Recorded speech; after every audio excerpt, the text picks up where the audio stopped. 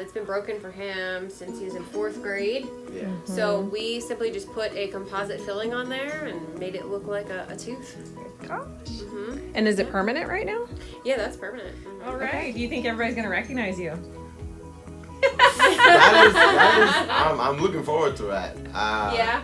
A bunch of people didn't like since freshman year. They didn't recognize that I chipped my tooth, and then they were like, "Some like, oh, Zeke, what happened to your tooth?" And I'm like, "It's been there since like ever." Yeah. So I'm really looking forward to see if they actually notice, especially my teammates. Yeah. They're gonna see me today, so.